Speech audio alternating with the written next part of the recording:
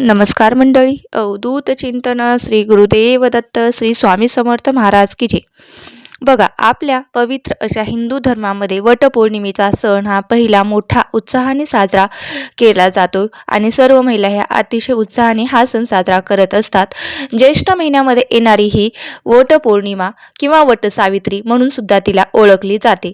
आपल्या पतीच्या उत्तम आरोग्य आणि आयुष्य लाभण्यासाठी हे व्रत करण्यात येत असतं. या दिवशी वृक्षाची पूजा केली जाते. वटवृक्षाची पूजा केली जाते. या व्रताला वटसावित्रीचं व्रत देखील या नावाने ओळखलं जातं. तर आजच्या व्हिडिओमध्ये आपण वटपौर्णिमेच्या दिवशी सगळ्या आज महिना उपवास करत असतात, व्रत करत असतात. बऱ्याचशा स्त्रियांना खूप मनामध्ये शंका असते की उपवासाला काय खाल्लं पाहिजे, उपवास नक्की त्याच दिवशी सोडायचा की दुसऱ्या दिवशी सोडायचा. आणि याशिवाय बघा, अविवाहित मुली किंवा गरोदर महिला वटसावित्रीची पूजा करू शकतात का, त्याचप्रमाणे वडाची शास्त्रोक्त पद्धतीने पूजा कशी करावी, अशा बऱ्याच शंका आहेत. ती मी आज तुम्हाला या व्हिडिओच्या माध्यमातून सांगणार आहे. त्यामुळे काय करायचं आहे तर तुम्हाला व्हिडिओ स्किप न करता शेवटपर्यंत नक्की ऐकायचा आहे किंवा पाहायचा आहे. बघा, यंदा 2026 मध्ये 29 जून रोजी पहाटे 3:07 पौर्णिमा तिथी सुरू होईल आणि 30 जून रोजी पहाटे 5:27 ही पौर्णिमा तिथी संपेल. त्यामुळे उदयस्थितीनुसार पौर्णिमा हे 29 जून रोजीच पाळली जाणार आहे. आता तुमचा एक महत्त्वाचा प्रश्न असेल की वटपौर्णिमेचा उपवास हा कधी धरावा आणि कधी सोडावा. तर वटसावित्रीचा उपवास हा वेगवेगळ्या भागामध्ये, वेगवेगळ्या शहरामध्ये वेगवेगळ्या पद्धतीने करण्याची पद्धत आहे. जर तुमच्या भागामध्ये, तुमच्या शहरात कशा पद्धतीने वटसावित्रीचा उपवास केला जातो याची माहिती तुम्ही काढा आणि त्यानुसार प्रथम तुम्ही उपवास करण्याचा प्रयत्न करा. जर तुम्हाला माहिती मिळालीच नाही तर मी तुम्हाला या व्हिडिओमध्ये जे काही सांगणार आहे ते सुद्धा त्या पद्धतीने सुद्धा तुम्ही उपवास करू शकता. बघा, माझ्या माहितीनुसार वटसावित्रीचा उपवास करण्याच्या 3 पद्धती आहेत. त्यातली पहिली पद्धत जी आहे ती आपल्या भागामध्ये केली जाते, ती म्हणजे वडाची पूजा करेपर्यंत उपवास धरला जातो.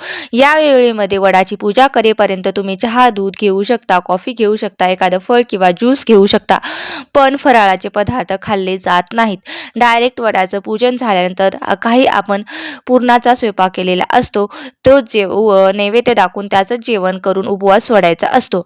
आता दुसरी पद्धत म्हणजे काय तर दिवसभर उपवास केला जातो. दिवसभर उपवासाचे फराळाचे पदार्थ खाल्ले जातात. दूध, चहा, कॉफी, फळं घेतली जातात आणि रात्री चंद्र उदय झाल्यानंतरच उपवास सोडलं जातं. असा पण उपवास बऱ्याच भागामध्ये केला जातो. आता या व्यतिरिक्त तिसरी पद्धत आहे ती म्हणजे बऱ्याच भागामध्ये अगदी 24 तासाचा उपवास धरला जातो. म्हणजेच हा उपवास वटसावित्रीची संपूर्ण दिवस रात्र उपवास धरला जातो. फराळाचे पदार्थ खाल्ले जातात. दुसऱ्या दिवशी वटपौर्णिमेच्या दुसऱ्या दिवशी हा उपवास तो सोडला जातो. यानुसार किंवा बऱ्याच जणांकडे तर या दिवशी फक्त पाण्यावर हे व्रत केलं जातं आणि दुसऱ्या दिवशी जेवण करून हा उपवास सोडला जातो. तर तुमच्या कडे कोणती पद्धत आहे त्या पद्धतीने तुम्ही हा उपवास करू शकता. आता दुसरा प्रश्न असा आहे की जर तुम्ही गरोदर असाल, पहिला, दुसरा, तिसरा, चौथा, 6वा, 5वा, कितवा महिना असेल तर अशा वेळी तुम्हाला वटसावित्रीचा उपवास पण करू शकता आणि वडाची पूजा पण करू शकता. घरच्या घरी करा किंवा वडाच्या झाडाजवळ जाऊन तुम्ही हे करू शकता. पण तुम्ही करू शकता. आणि मासिक पाळीचा 4था दिवस आहे, मग 2 वेळा डोक्यावरून पाणी घेऊन नंतर वडाची पूजा केली तर चालते का, तर चालत नाही. तर मग अशा वेळेला तुम्ही फक्त व्रत करायचं, म्हणजेच वटसावित्रीचा उपवास तुम्ही करायचा. तुमच्या तिथे कशा पद्धतीनुसार केला जातो त्यानुसार उपवास करा, मात्र तुम्ही वडाचं पूजन करू शकत नाही. आता याच दिवशी आपण वडाची पूजा कशी करूया ते पाहूया.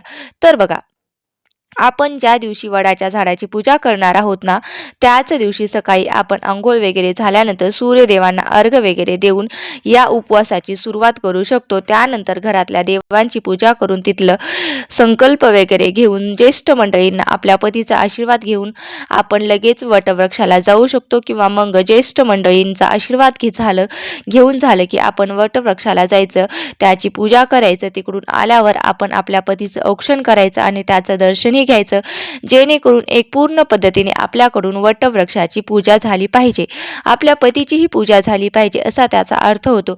हे व्रत फक्त सुवासिनींनीच करायचं असतं का, कारण पतीच्या दीर्घायुष्यासाठी किंवा त्याच्या सुखासाठी म्हणून आपण हे व्रत करत असतो. तर हे नक्कीच सुवासिनी स्त्रियांनीच व्रत करावं. बघा, एक गोष्ट बघा, एक गोष्ट लक्षात ठेवा, देवपूजा तशीच राहू द्यायची आहे. दार स्वच्छ करायचं आहे. देवपूजा तशीच राहू द्यायची आहे. दार स्वच्छ करायचं नाही, उंबरठ्याचं पूजन करायचं नाही, डायरेक्ट स्वयंपाक किंवा वडाचं पूजन करायचं हे अतिशय चुकीचं आहे. त्यामुळे दार स्वच्छ करून दारात रांगोळी काढून घ्यायची. त्यानंतर घरातील देवांची पूजा करून घ्यायची. वडाची पूजा जी आहे ती करायची आहे. त्याचबरोबर बऱ्याच जणी हा सुद्धा प्रश्न विचारतात, की एखाद्या मुलीचं समजा लग्न जमलेलं आहे आणि सुपारी वगैरे फुटलेली आहे किंवा कुंकू वगैरे लावून झालेलं आहे. तर आजकाल साखरपुडा किंवा सुपारी फुटणे या कार्यक्रमामध्येच कुंकू वगैरे लावून नववधूला लावतात. पण जोपर्यंत आपल्या गळ्यामध्ये मंगळसूत्र घातलं जात नाही, जोडवे घातले जात नाहीत, भांगेत सिंदूर भरला जात नाही, तोपर्यंत आपल्याला वटवृक्षाची पूजाही करता येत नाही. त्यामुळे समजा योग्य पती मिळावा म्हणून व्रत करायचं असेल तर त्यासाठी हे वटसावित्रीचं व्रत करावं का, हा प्रश्न असेल तर हाही प्रश्न चुकीचा आहे. त्यासाठी हरतालिका हे भाद्रपद महिन्यात व्रत केलं जाते किंवा भगवान शिवशंकराच्या संबंधातील जी काही व्रत वैकल्ये असतात ती सुद्धा तुम्ही करू शकता. पण वटसावित्रीचे व्रत खास करून लग्न झालेल्या महिलांसाठीच आहे आणि त्यातल्या त्यात सुवासिक स्त्रियांसाठीच हे खास व्रत आहे, लक्षात ठेवावं. आता मी तुम्हाला या व्रताचं शास्त्रशुद्ध पद्धतीने विधी सांगते, जेणेकरून ज्या महिला अगदी पहिल्यांदाच वटसावित्रीचे व्रत करणार आहेत. आता आपण वटपौर्णिमेचे व्रत करण्यासाठी पूजा साहित्य काय लागतं आपण त्याबद्दल तसेच पूजा कशी करावी याबद्दलची माहिती जाणून घेणार आहोत. तर बघा, पहिल्यांदा काय करायचं आहे, हळदी कुंकू, त्याचबरोबर धूप दीप अगरबत्ती निरंजन, 5 फळे, खास करून आंब्यांचा मान असतो तर आपण ते 5 आंबे घेतले तरीही चालेल. त्याचबरोबर पूजा करण्यासाठी फुलं लागतील. दिवा ठेवण्यासाठी थोडेसे तांदूळ न्यायचे आणि पूजा करण्यासाठी सुद्धा आपल्याला अक्षता लागतात तर त्याही घ्यायच्या. वडाला गुंडाळण्यासाठी पांढरा मोठा धागा म्हणजे अख्ख्या रील मिळतो तो घेऊन जायचा असतो. पाणी भरलेल्या तांब्या, पंचामृत, हिरव्या बांगड्या किंवा ओटी आणि व्रतकथेची पुस्तिका जर तुमच्याकडे असेल तर ती सुद्धा तुम्हाला न्यायची आहे.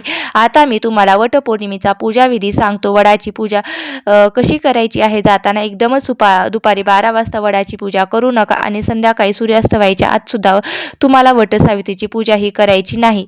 आता ज्यांना शक्य असेल त्यांनी 12च्या अगोदरच पूजा केली तर योग्य, ज्यांना अगदीच म्हणजे वटवृक्षाची पूजा करायला बाहेर जाता येणार नाही मग तुम्ही घरच्या घरी सुद्धा पूजा केलं तरीही चालतं. कुंडीमध्ये एखादा छोटासा वटवृक्ष लावा आणि त्याची पूजा करा. खरं तर बाहेर जाऊनच आपण पूजा करायला हवी, पण ज्यांना शक्य नाही तुम्ही समजा घरात छोटासा वटवृक्ष कुंडीमध्ये लावा आणि घरच्या घरी पूजा करा.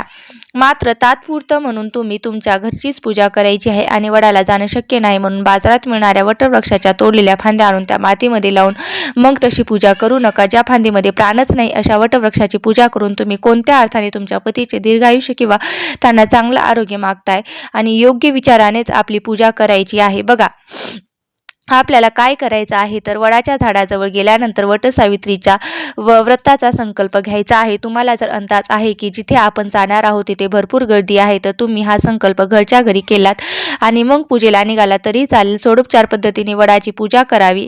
आपण काय करायचं, एक मोठं ताट घ्यायचं, त्यात पूजेचं साहित्य ठेवायचं आणि तुम्हाला कपड्याने झाकून न्यायचं आहे. त्यानंतर काय करायचं आहे, तिथे गेल्यानंतर आपल्याला वडाचं पूजन करायचं आहे. प्रथम दीप प्रज्वलित करायचा आहे. त्यानंतर वडाचं पूजन करण्यासाठी सुरुवातीला थोडंसं पाणी व वडाच्या झाडाच्या बुंद्याशी अर्पण करायचं आहे. त्यानंतर थोडंसं दूध अर्पण करायचं आहे. परत थोडंसं स्वच्छ पाणी अर्पण करायचं आहे. धूपदीप अगरबत्ती लावायची आहे. त्यानंतर तुम्हाला वडाच्या झाडाला हळद कुंकू अक्षता फुलं वाहून घ्यायची आहे. त्यानंतर तुम्हाला हार आणलेला असेल तर तो हार घालून घ्यायचा आहे आणि तुम्ही फुलं आणलेली असेल तर ते सुद्धा फुलं अर्पण करून घ्यायची आहेत. तुम्ही साखर एखादे फळ नैवेद्य पंचामृत वगैरे सोबत आणलेली असेल तर ते सुद्धा तुम्हाला दाखवून नमस्कार करून घ्यायचा आहे. आपल्याला जो काही धागा आणलेला असतो तो धागा 7 वेळेला वडाच्या झाडाला गुंडाळायचा आहे, गुंडाळून घ्यायचा आहे. पांढरा सुती धागा असतो तो 7 वेळेला आपल्याला क्लॉकवाईज प्रदक्षिणा घालायच्या आहेत आणि धाग्याला शेवटी गाठ बांधायची नाही. तुमच्याकडे रील तशी अडकून ठेवायची पद्धत असेल तर ते तुम्ही तिथेच ठेवू शकता. जर तुमच्याकडे नसेल तर ते सुद्धा तुम्ही तिथेच सोडून घेऊन येऊ शकता. मग 7 वेळा धागा गुंडाळल्यानंतर वटसावित्रीची जी ओटी असते ती ओटी आपल्याला भरून घ्यायची आहे. वटसावित्रीची कथा ऐकायची आहे किंवा सांगायची आहे. तिथे बघा, बऱ्याच जणी महिला ज्या असतात त्या कथा वाचत असतात. कोणी तिथे वाचत असेल तर ते सुद्धा तुम्ही बसून ऐकू शकता. त्यानंतर तिथे 5 महिलांनी सुद्धा तुम्ही ओटी भरू शकता किंवा तिथे 5 महिलांच्या ओटीमध्ये ओटीमध्ये थोडे थोडे गहू आणि एक आंबा आपल्याला द्यायचा आहे. असं आपण 5 महिलांना द्यायचं आणि 5 महिला आपल्या सेम याच पद्धतीने गहू आपल्या ओटीमध्ये देत असतात. तर या दोन्ही तुमच्याकडे पद्धती असतील तर या पद्धतीने सुद्धा तुम्ही करू शकता. या दोन्ही पद्धती तुमच्याकडे नसतील तर तिथे आहेत त्या महिलांना, तुमच्या ओळखीच्या महिलांना किंवा कमीत कमी अनोळखी महिलांना सुद्धा हळद कुंकू लावायचं आहे आणि त्यांना तुमची ओटी भरायची आहे किंवा तुम्ही त्यांची ओटी भरू शकता. त्यानंतर घरी आल्यानंतर बऱ्याच जणांच्या घरी बघा या दिवशी पतीचे औक्षण करण्याची पद्धत आहे. तर मग तुमच्या घरी जर ही पद्धत असेल तर तुम्ही पतीचे औक्षण करायचं आहे. त्यानंतर पूर्णाचा जो नैवेद्य केलेला आहे, स्वयंपाक बनवलेला आहे, तोचा नैवेद्य दाखवायचा आहे. घरातसुद्धा नैवेद्य दाखवून घ्यायचा आहे आणि आपल्याला उपवास सोडायचा आहे. बघा आता ज्या गर्भवती महिला आहेत तर त्यांनी पूजा कशी करायची, मग एकमेकींची ओटी भरायची का, कुणाकडून स्वतःची ओटी भरून सुद्धा घ्यायची नाही आणि तुमची ओटी अगोदरच भरलेली आहे त्यामुळे तुम्ही फक्त उपवास करायचा आहे. 6व्या महिन्यानंतर महिलांना जर अवघडल्यासारखं होत असेल तर जास्त वेळ पूजेसाठी बसणं किंवा एका जागी बसणंही अवघड होतं. तर मग यावर्षी तुम्ही पूजा करायची का नाही हे तुम्हाला मी तब्येतीनुसारच ठरवा. वटवृक्षाची पूजा करून स्त्रिया मला माझ्या पतीला आयुष्य, आरोग्य, संपन्न दीर्घायुष्य लाभू दे, धनधान्य, मुले, नातू यांना माझ्या जो प्रपंच विस्तारित आहे तो संपन्न होऊ दे अशी त्यांना प्रार्थना करायची आहे. अशा प्रकारे घरच्या घरी किंवा बाहेर जाऊन तुम्ही वडाचं पूजन करू शकता. हे मी तुमच्यासोबत शेअर केलं आहे. त्यासोबतच अजून बरीचशी माहिती जर तुम्हाला विचारायची असेल तुम्ही मला कमेंट बॉक्समध्ये विचारू शकता आणि त्यासंबंधित मी तुम्हाला लगेच दुसरा व्हिडिओ बनवून देईल. बघा व्हिडिओ जर आवडला असेल तर नक्की लाईक करा, शेअर करा आणि जास्तीत जास्त लोकांपर्यंत शेअर करा. व्हिडिओ शेवटपर्यंत पाहिला असेल मी आशा करते. धन्यवाद. श्री स्वामी समर्थ. जय जय स्वामी समर्थ.